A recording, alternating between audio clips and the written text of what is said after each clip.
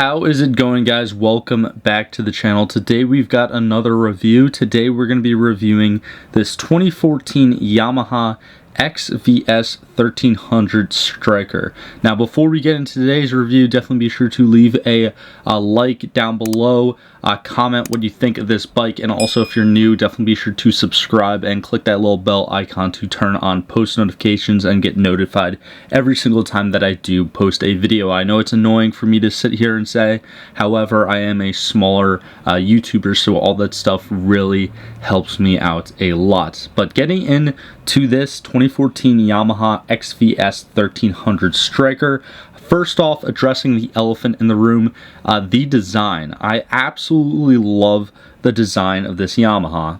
It kind of gives you that chopper feel with the offset between the front and the rear tire.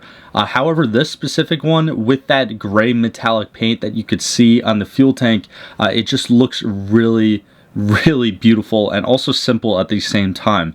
When you combine that gray metallic paint with all like the blacked out accents, it just looks really badass, and honestly probably the nicest looking bike that I've reviewed on the channel to date. I also love the look that the lower seat and the raked out front give you. Now I gotta admit, initially I was nervous about driving this bike with the kind of like raked out front.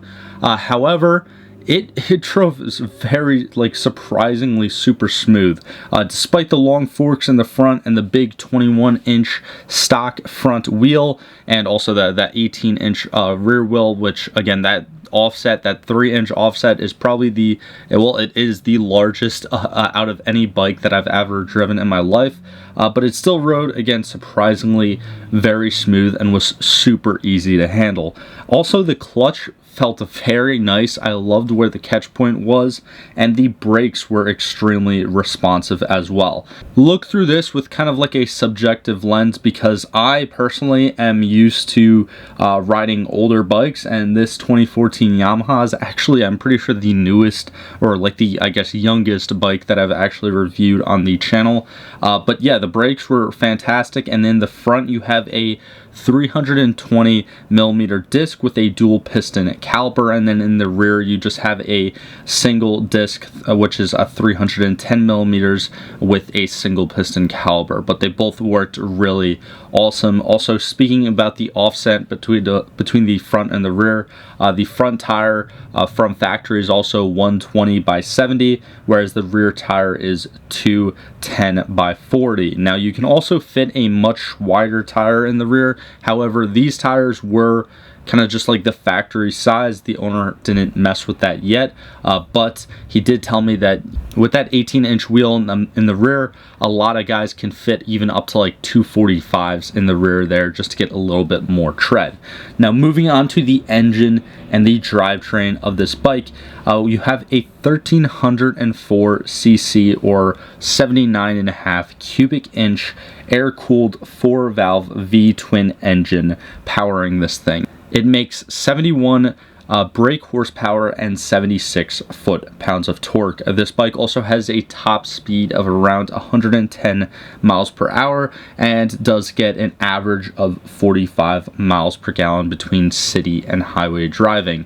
Now, when you combine that with the 15-liter fuel tank that this has, it does have a decent range of approximately 150 miles.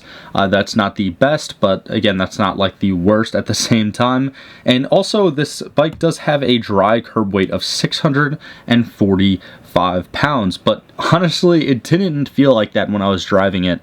I also reviewed that Suzuki Boulevard C90T on the channel not too long ago, and that was around 600 and something pounds, and this felt exceptionally lighter than that bike. Mind you, it is by a little bit, but again, it did not feel like a 645 pound bike to me. Also, this bike is belt driven as opposed to chain driven, so you do definitely get a little bit more smoothness when you're going through the gears. And also, this owner actually has done a couple modifications to this bike. Nothing too crazy, but he does have black Kuryakin grips on it, I believe, and it does have that throttle ball, so it has like a little extension on the throttle on your right hand, which I found very convenient because I could kind of just like lay onto the throttle with my right palm instead of like trying to grip it and everything. Also, the grips worked extremely well too. In addition to that, it also has a Memphis Shades bullet fairing, which kind of gives it more of a classic look and less of like a custom chopper or modern chopper kind of design. Also, there is a Baron custom big black air intake on it, which does look really nice as well. It kind of has a weird texture on the like surface of it, on the face of it. However, it does kind of complete the blacked out look. And speaking about the blacked out look, on that same right side of the bike, there's also a Cobra exhaust, a full Cobra exhaust, 2-to-1 pipes. It does have a really nice sound to it. I know I'm doing a voiceover right now, but I'll probably have some unedited driving footage at the very end of the video, so definitely be sure to stick around if you want to hear how the Cobra exhaust actually sounds on this bike.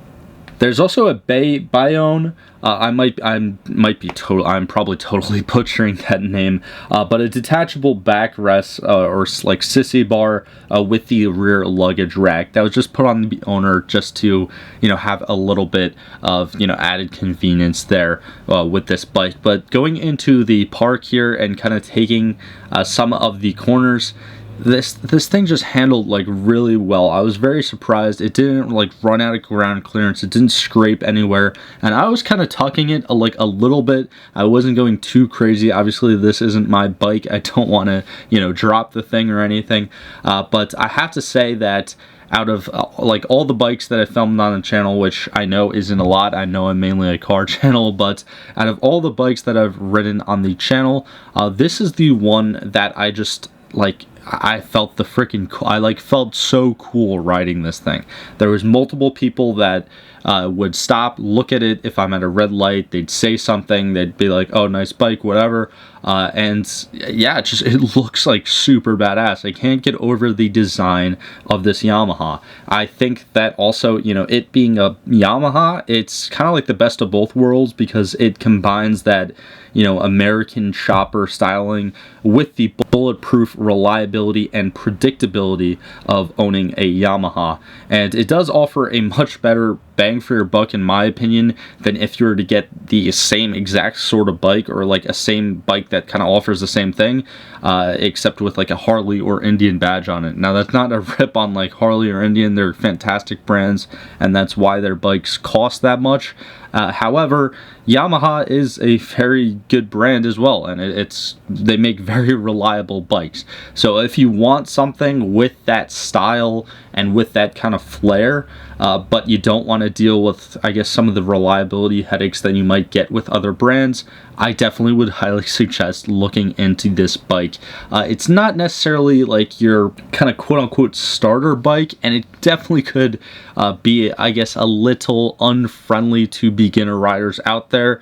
However, if you have just a little bit of experience, which, I mean, to be honest, like, I'm not the best rider in the world. I am more of a beginner rider myself, and again, I did not have any problems with this Stryker when I had it on the road. The only time where I really felt that kind of offset in between the front and the rear wheel played a pretty big factor while I was riding this was at like very low speeds. And when I say low speeds, I don't mean like 10 or 15 miles per hour. I mean like 5 miles per hour. I mean like absolute crawls. Because I would kind of be going along in traffic, and if I had to stop at a red light or whatever, it just got a little bit wobbly in the front. But again, that is to expect with something with those longer forks and obviously a bigger wheel in the front than in the rear. But when you're actually up at speed, you know, it didn't like go crazy on it. I'm sure, you know, God forbid that there's probably someone out there with like a raked out bike where they kind of got the, you know, tank slappers because, you know, the front wheel is just a lot bigger than the rear.